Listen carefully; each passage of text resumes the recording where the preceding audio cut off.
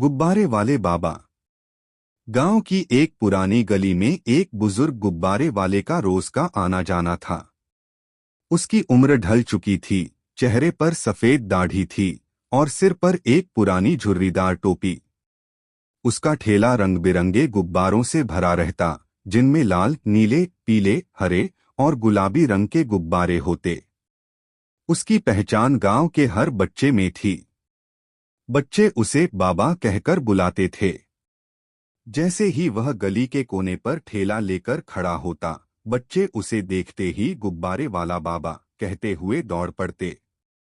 बाबा के पास पहुंचते ही बच्चों के चेहरों पर हंसी और आंखों में चमक आ जाती। बाबा हर बच्चे को प्यार से उनके पसंदीदा रंग का गुब्बारा थमाते और बच्चों के चेहरे की खुशी देखकर उनके दिल को सुकून मिलता। बाबा के लिए गुब्बारे बेचने से ज्यादा बच्चों की खुशी और मुस्कान मायने रखती थी। वह जानता था कि हर गुब्बारे के पीछे बच्चे की एक छोटी सी खुशी जुड़ी होती है।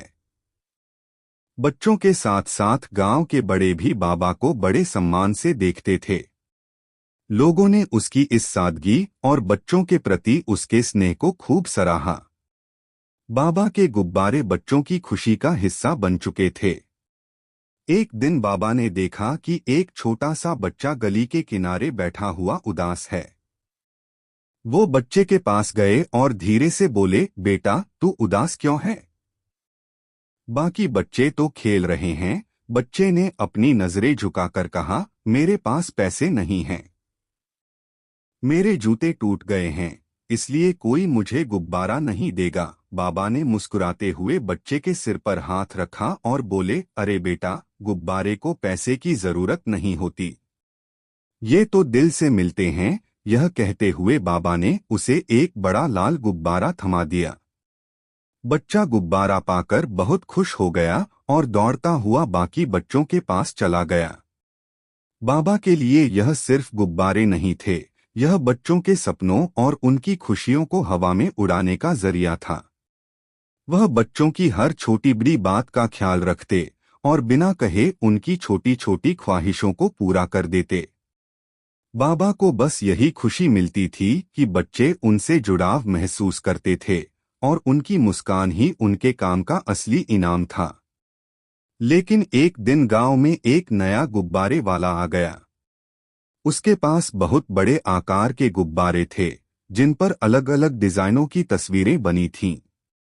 वो गुब्बारे वाला गांव के हर कोने में जाकर अपनी नई नई डिजाइन के गुब्बारे बेचने लगा।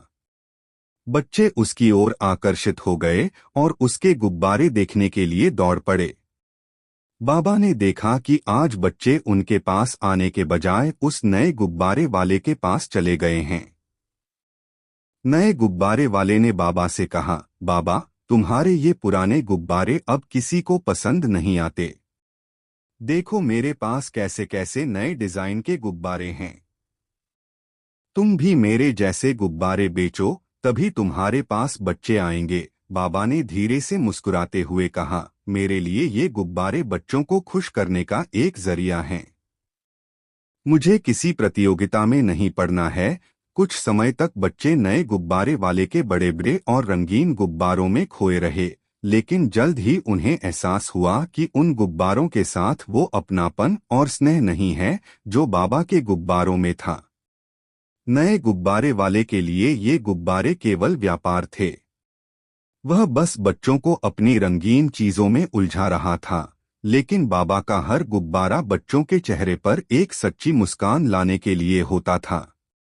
धीरे धीरे बच्चों ने भी समझ लिया कि बाबा का प्यार और उनके साथ का अपनापन बहुत खास है।